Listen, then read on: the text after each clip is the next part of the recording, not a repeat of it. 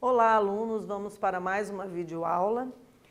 Gostaria de iniciar fazendo um lembrete para todos vocês, que ao entrar no Google Classroom, não se esqueçam de clicar no link para garantir a presença, né? E realizar as atividades, assistir as videoaulas, fazer as atividades que estão propostas lá, né? Não vale somente validar a presença clicando no link, né? O importante é também vocês aprenderem, assistirem aos vídeos que estão sendo preparados com tanto carinho para vocês e realizarem os exercícios, ok? Então vamos para mais uma videoaula, né? Hoje a gente vai trabalhar com um conteúdo que não é muito familiar para alguns alunos, né? Talvez até para a maioria. A gente vai discutir um pouquinho de glossário, mas o glossário é referindo-se a determinadas áreas de conhecimento, né? Determinados setores, determinadas profissões. Então, hoje a gente vai ver como que cada campo de conhecimento tem um repertório linguístico específico daquela área, né? Que geralmente esse repertório linguístico são as palavras que são dominadas por aquele determinado público que estudou, que se especializou naquele assunto, né? Esse assunto a gente chama de área de conhecimento, né? Então, a gente vai ver que existem várias variantes linguísticas utilizadas por vários profissionais, pelos diversos profissionais que nós temos aí, né? Então, a gente tem lá um repertório linguístico que é específico do campo da psicologia, do campo jurídico, né, do direito, da medicina, do campo de letras, de língua portuguesa e etc, né? Então, cada setor, cada profissão desenvolve ali palavras, termos e expressões que constituem ali uma enciclopédia dentro daquela área de conhecimento, né? E a gente vai ver que a gente pode compor um glossário, né, com palavras que são específicas de determinadas áreas, né? Então, a gente vai ter essa oportunidade de aprender um pouquinho mais. Com isso, a gente enriquece o nosso repertório linguístico. E também a gente vai trabalhar um pouquinho do uso da vírgula. Vamos lá, então? Na aula anterior, só para a gente fazer uma breve retomada, nós trabalhamos aqui os contos africanos, né? Vimos as características, os elementos composicionais dos contos. Estudamos que os contos, geralmente, eles têm ali personagens, né? Essas personagens estão atuando em um determinado cenário, né? O cenário é o ambiente onde os fatos acontecem. As coisas acontecem também num determinado tempo, pode ser de manhã, de tarde, de noite, né? Tem a questão da dimensão temporal, né? O tempo também pode ser histórico, né? De repente, algumas coisas da história do Brasil, do mundo, estão acontecendo naquele momento e repercute na ação dos personagens, né? No enredo, né? O enredo, a sucessão de acontecimentos que vão ali rondar a história, a narrativa, né? Que permeiam ali as situações apresentadas e criadas pelo autor do conto, né? Também a gente viu que o conto geralmente tem um clímax, que é o momento de maior tensão ou de maior emoção, né? Que desencadeia ali o desejo no leitor de continuar lendo, né? De tentar inferir, tentar adivinhar o que vai acontecer no final, né? No desfecho do conto, né? Então, tem lá enredo, clímax, personagem, a dimensão temporal e o desfecho, certo? A gente estudou um pouquinho disso. Vimos também as grandes contribuições da literatura africana para a nossa cultura brasileira, né? O quanto que os ensinamentos dos ancestrais africanos, o quanto que a cultura desses povos se somaram à nossa cultura, né? E enriqueceu a ponto da gente ter aí uma multipluralidade de ideias, de saberes, né? Uma multiculturalidade fazendo parte da nossa cultura. Além disso, o que nós vimos na aula 43? Estudamos um pouquinho de predicado, né? E as classificações, predicado verbal, nominal, verbo nominal, certo? Para a aula de hoje, então, a gente vai aprender como que funciona essa questão do glossário, se referindo a determinadas áreas do conhecimento. Então, o que a gente trouxe para vocês aqui hoje? Vamos trabalhar um pouquinho com as palavras, termos e expressões que são utilizadas no teatro. Então, observem lá que o teatro ele pode ter várias palavras, vocábulos técnicos que são conhecidas pelas pessoas que participam ali da organização, da elaboração de uma peça teatral, né, de alguma forma. Então, o teatro, geralmente, para compor um teatro, é utilizado um gênero discursivo, né? A gente tem aprendido que todas as formas de comunicação ocorrem por meio de gêneros discursivos, né? E hoje a gente vai fazer uma retomada um pouquinho do gênero dramático, já que estamos nos referindo ao teatro, certo? Então, eu trouxe aqui para vocês um pequeno dicionário do teatro. Vamos ler? Deem uma olhada aqui comigo, olha lá. Então, percebam que aqui começou pela letra A, né, nesse pequeno dicionário de teatro, né, um pequeno glossário, certo? E a gente vai ver que sempre vai seguir, as palavras vão seguir a ordem alfabética, como aparece mesmo no dicionário. Aqui a gente tem ainda um pouquinho do português de Portugal, né, o português de Portugal arcaico. Né? Depois, a partir de 2016, com a nova reforma ortográfica, houve alterações também. Né? Então, a gente tem a primeira palavra aqui, ó, acção, que foi sendo alterada ao longo do tempo e hoje a gente chama de ação. Né? O que é uma ação dentro desse campo linguístico do teatro? Olha lá.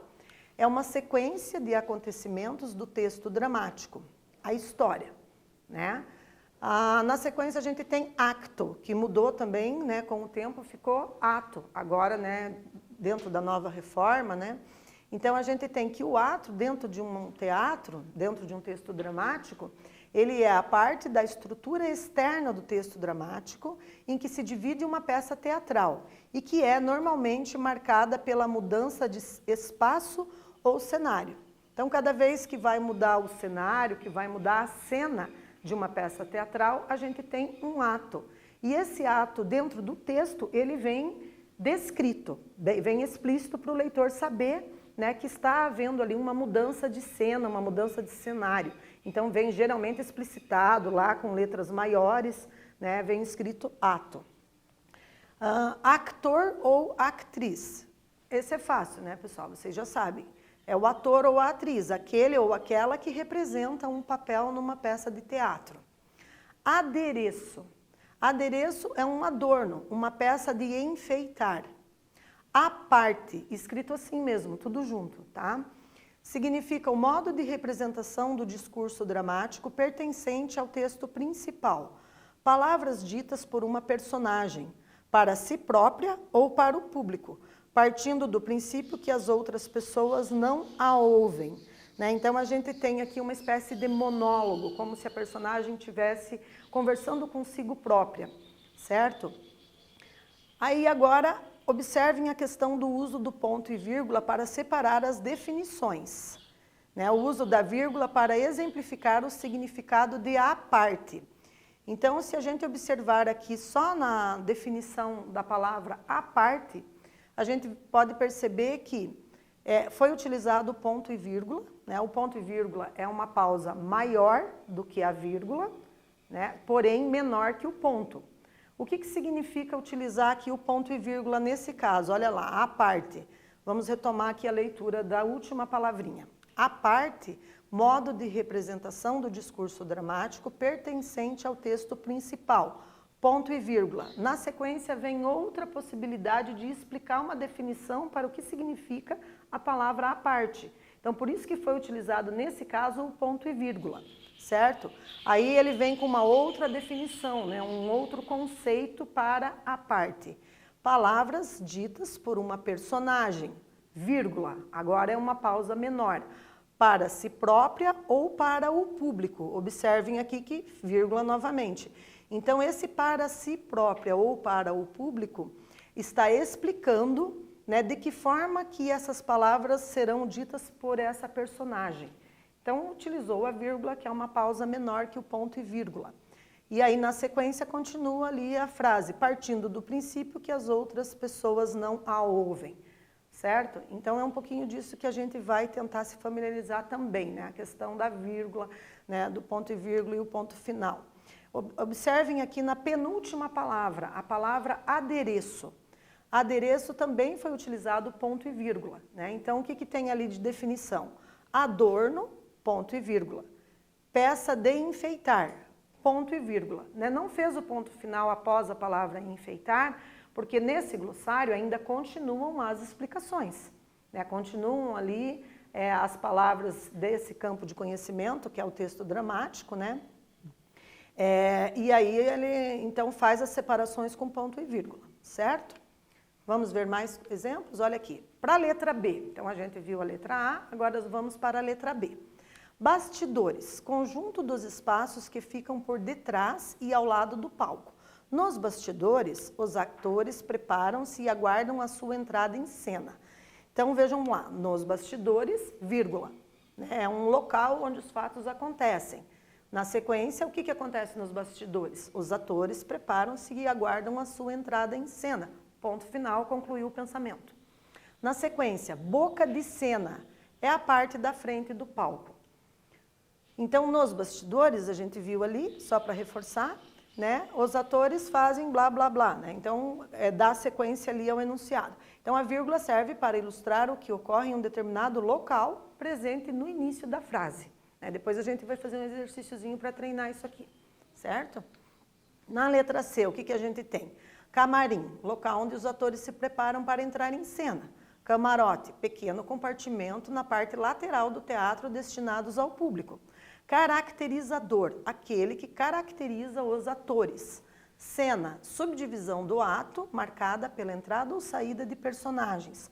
Cenário, conjunto dos elementos decorativos que enquadram a ação e que se relacionam diretamente com os fatos em representação. Então, a subdivisão de ato marcada pela... Isso aqui está se referindo ao um dos elementos aqui, a cena, né? Então, como que ele definiu a cena? Só para a gente observar de novo o uso da vírgula. Ele fez a definição da cena, subdivisão de ato, vírgula, marcada pela entrada ou saída dos personagens, né? Então, traz aqui a explicação, né, do que é essa subdivisão de ato e como que ela é marcada, por isso foi inserida a vírgula ali. É para explicar com mais detalhes o porquê de subdividir-se um ato, certo? Continuando ainda na letra C, cenógrafo, aquele que concebe, desenha ou pinta os cenários. Comédia, peça em que se põe em ação, de um modo jocoso, os costumes, caracteres ou fatos da vida social. Contra-regra, empregado de teatro que marca a entrada dos atores em cena. E coro, grupo de atores que, pelos seus comentários, ajudam a compreensão da peça. Né? De novo, o uso da vírgula ali. Grupo de atores, observem ali no coro, na última palavra. Grupo de atores que, vírgula, pelos seus comentários, vírgula, ajudam a compreensão da peça. Né? Então, pelos seus comentários, está dando uma explicação de qual que é a função do grupo de atores ali, né? Nisso que eles constituem um coro, certo? Então, observem que a gente tem também essa divisão das palavras seguindo rigorosamente uma ordem alfabética. Então, por exemplo, cenógrafo, que foi a primeira palavra, vem o C, que é concomitante, que é idêntico à comédia, que também começa com C. Só que cenógrafo vem primeiro. Por quê? Porque a gente tem aqui que o E no nosso alfabeto, A, B, C, D, E, F, G, H, vem primeiro que a letra O. Então, cenógrafo vem primeiro que comédia. Né? Então, sempre a gente vai ter que fazer esse cálculo, né? Se lembrar do alfabeto para poder montar esse dicionário, esse glossário. Né? Na sequência, a gente tem aqui, ó, depois de comédia, veio contra-regra. Então, veio C-O-M e aqui C-O-N.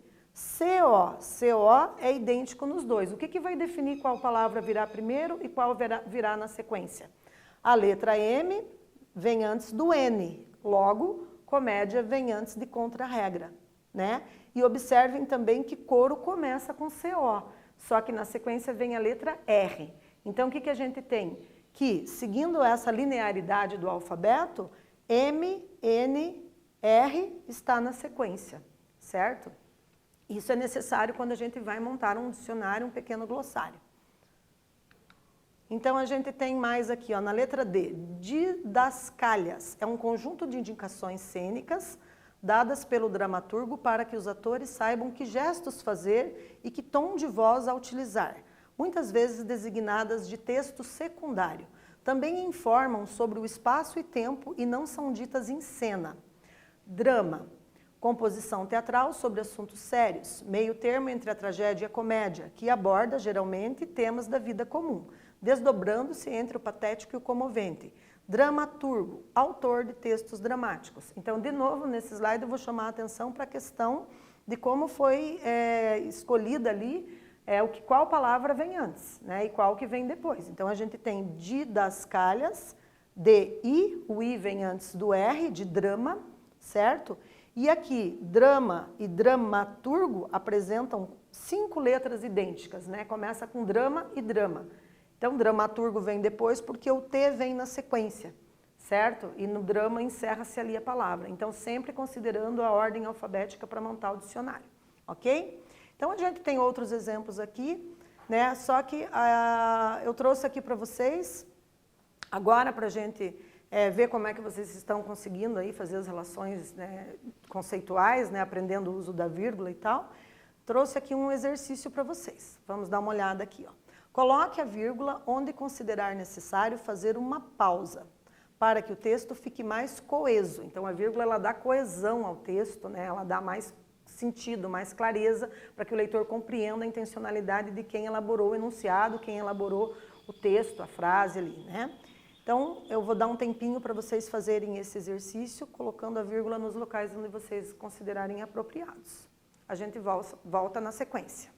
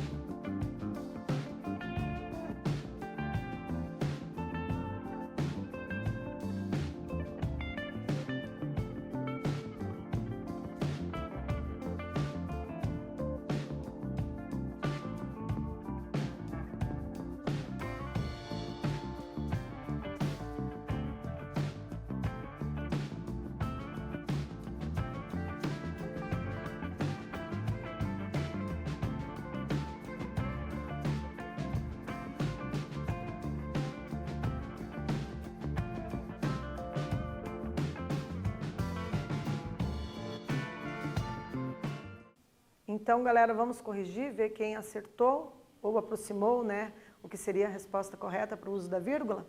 Observem lá, então. Então, acertou quem colocou lá, ó, composição teatral sobre assuntos sérios, vírgula, no meio termo entre a tragédia e a comédia, vírgula de novo, que aborda, vírgula, geralmente, vírgula, temas da vida comum, desdobrando-se entre o patético e o comovente, né? Então, vejam lá que geralmente, entre vírgulas, né? houve aqui o uso de 1, 2, 3, 4, 5 vírgulas para deixar esse texto mais coeso. Né? Quem mais ou menos conseguiu fazer aí, acertou 3, já está ótimo, já estamos no caminho certo, ok? Aqui eu trouxe também um pequeno dicionário do teatro, na verdade é o que a gente já vinha vendo, já estava vendo anteriormente, só que eu selecionei aqui algumas partes, né? Eu acabei omitindo alguns fragmentos desse dicionário, né? É só para a gente ver que então o dicionário ele continua, ele vai até a última letra do alfabeto, tendo em vista a palavra técnica, né? A palavra que é recorrentemente utilizada naquela área de conhecimento. Então aqui tem encenador, né? Aquele que concebe e dirige um espetáculo teatral, encenar, que é colocar uma peça em cena. A letra F também traz aqui a definição de falas, farsa, figurante, figurinista. Observem, né, a questão da ordem alfabética sempre presente. Aqui na letra T, deu um salto, né? Fui da letra F para a letra T, né? Só para a gente ilustrar, para vocês compreenderem como que funciona essa questão do glossário por área de conhecimento. Então, tem aqui a definição do que é uma tragédia, do que é uma tragicomédia, que são termos específicos dessa área da dramaturgia, né? E agora mais um exercício para vocês exercitarem o uso da vírgula. Coloque a vírgula onde considerar necessário fazer uma pausa, para que o texto fique mais coeso. Então, gênero originário da Grécia Antiga, cuja ação é dramática, tendo o desfecho funesto, isto é, terminando com a morte. O seu objetivo é provocar o terror e ou a piedade. E agora, pessoal, onde será que dá para colocar a vírgula aí? Então, façam esse exercício e a gente já volta com a resposta.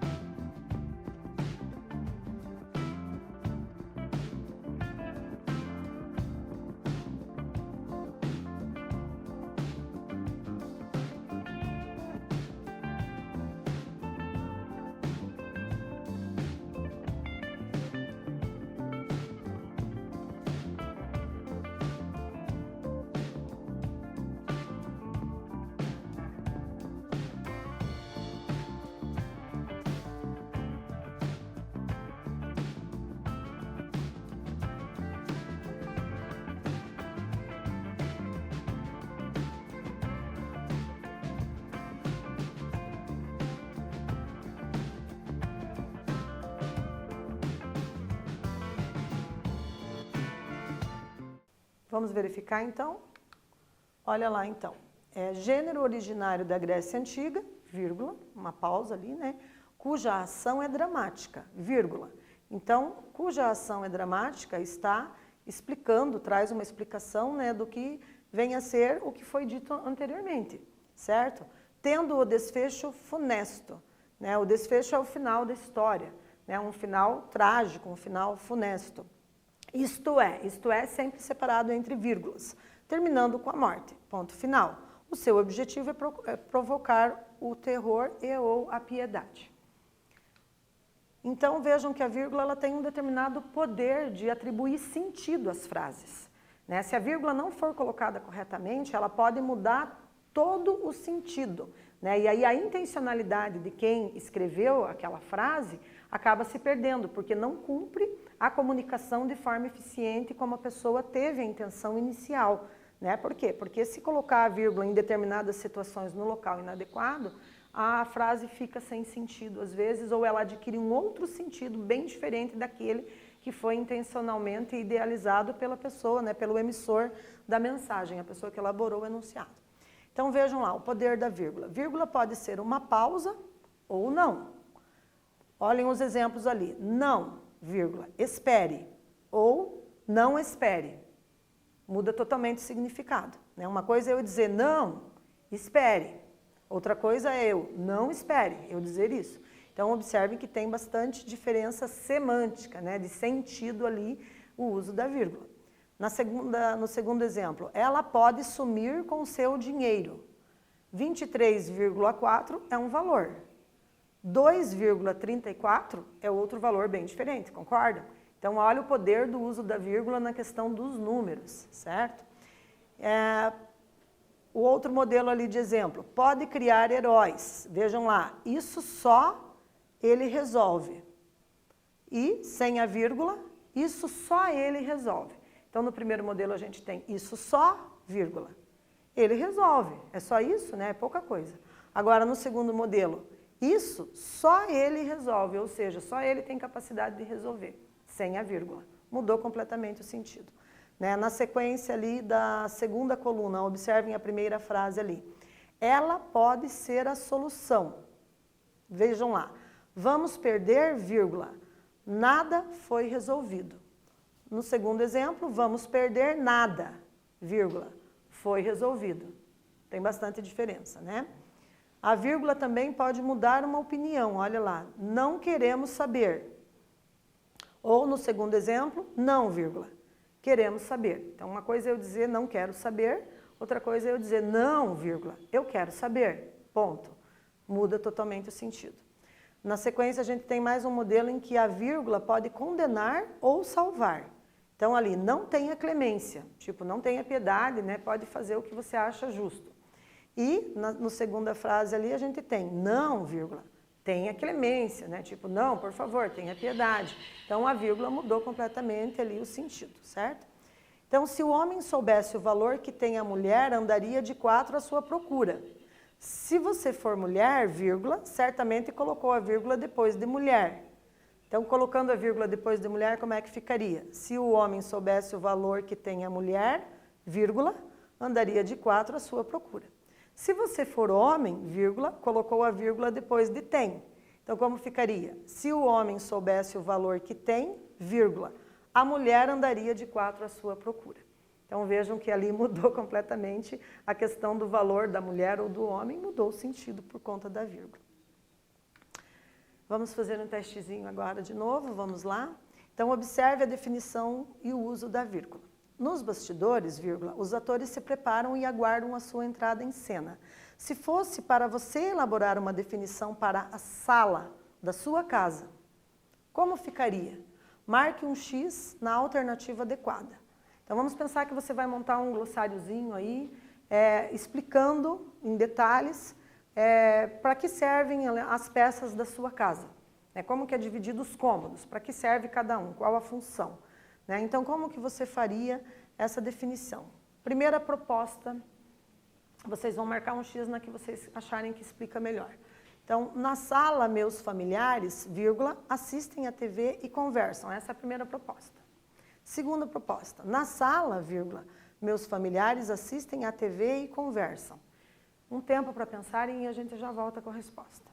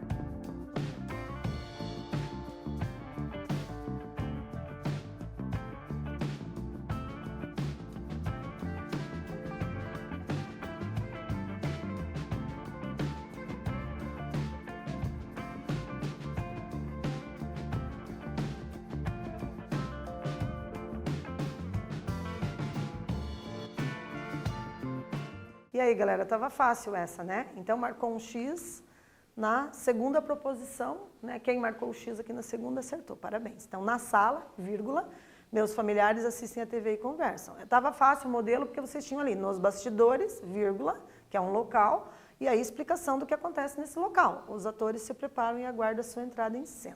Muito bem, olha lá. Agora observe aqui para a palavra cena, a definição de cena, como que foi usada a vírgula, olha lá. Cena, subdivisão de ato, vírgula, marcada pela entrada e saída dos personagens. Então, a vírgula foi usada para explicar com mais detalhes o porquê de se subdividir um ato. Em uma definição para a palavra aula, como ficaria? Primeira proposta, aula, momento de aprender concentradamente, ponto. Segunda proposta, aula, vírgula, momento de aprender concentradamente.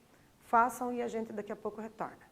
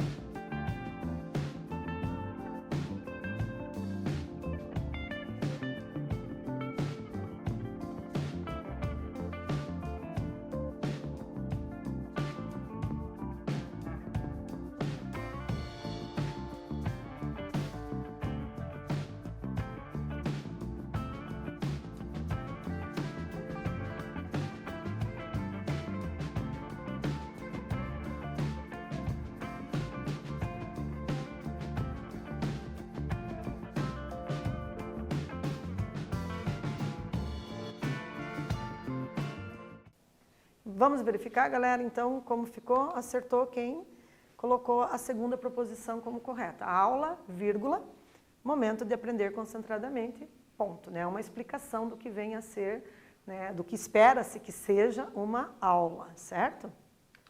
Então, mais uns exercícios aqui, vamos lá.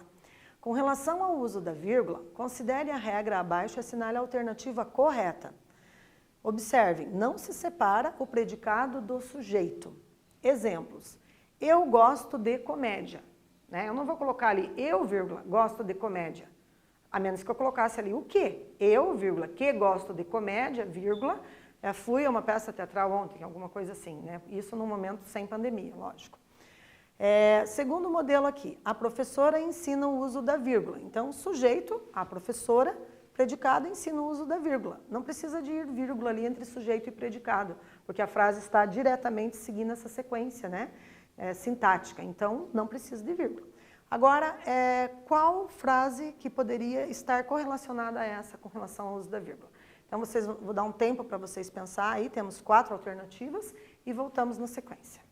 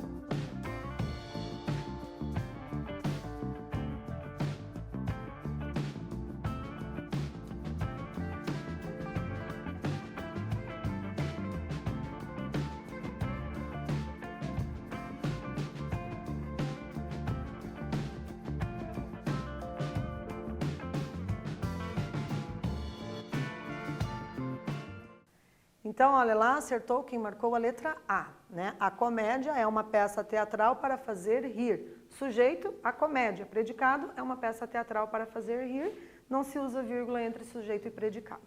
Muito bem, vamos lá. Veja o momento em que a vírgula serve para trazer uma explicação. Com relação à definição de coro.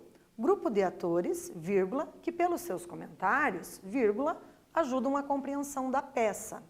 Se o glossário se referisse à escola ideal, corpo discente, seria o quê? Grupo de alunos, vírgula, que pelos seus comportamentos, vírgula, ajudam a controlar a disciplina, né, quando estamos em uma sala de aula aí. Estamos pensando nesse contexto extraverbal, certo? Então, veja que foi separado entre vírgulas ali os comentários referindo-se ao corpo discente da escola. Discente com SC, né, se referindo ao grupo de alunos dentro de uma escola. Agora, a sua vez, vamos lá. Para explicar o conceito de corpo docente, que frase apresentaria o uso adequado da vírgula? Um tempo e a gente volta na sequência.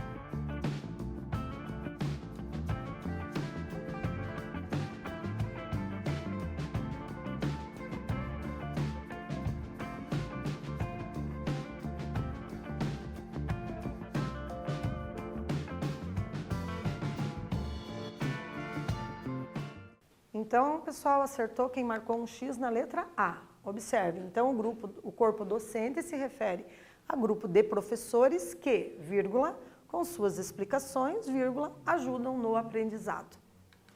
Agora observe a vírgula usada na definição de cenógrafo. Aquele que concebe, vírgula, desenha ou pinta. Vejam que tem 3 orações nessa frase. Né? Conceber é como ele compreende que deve ser o cenário, aquilo que ele pensa, então ele concebe, desenha, um outro verbo, né? Uma outra oração, e pinta, verbo pintar. Observem que a vírgula foi utilizada entre a primeira e a segunda ação, né? E para a terceira ação foi separada ali pelo ou, certo? Então, a vírgula está ali separando 2 ações, certo? E a terceira, como foi complementada com ou, não precisa do uso da vírgula. Então, a vírgula para separar ações realizadas pela mesma pessoa nesse caso. Trazendo para o glossário escolar, como ficaria, por exemplo, o aluno?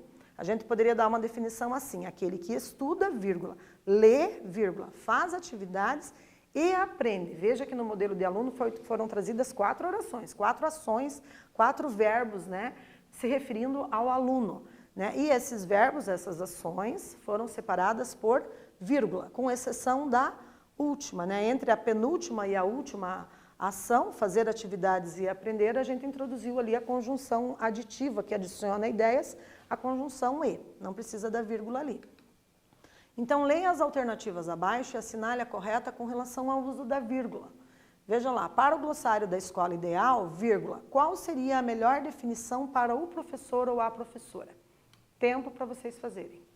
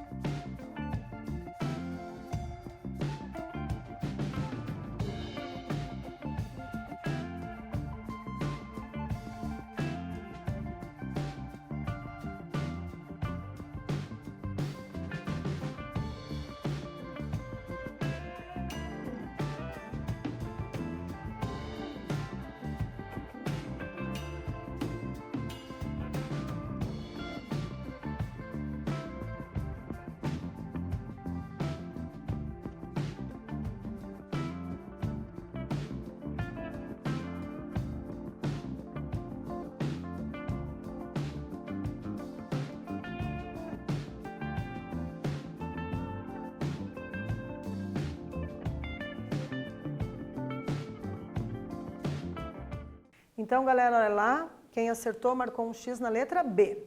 Professor ou professora, vírgula, aquele que tem paciência, vírgula, empatia, né, sabe se colocar no lugar do outro, vírgula, tolerância, paciência, né, e vontade de ensinar, ponto final.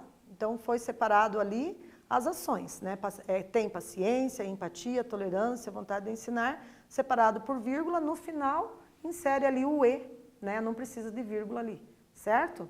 Então, espero que tenha contribuído com o aprendizado de vocês aí, né, nessa aula. Hoje a gente teve a oportunidade de aprender um pouquinho as características de um glossário, né? Então, como que funciona ali o repertório linguístico dentro de uma determinada área de conhecimento. No caso, hoje a gente estudou um pouco de dramaturgia, né, dos textos elaborados para peças teatrais, e vimos o uso da vírgula. Então, agradeço bastante a participação de todos, né? Espero que tenham aí conseguido realizar as atividades, né, na medida do possível, e fiquem em casa se puder.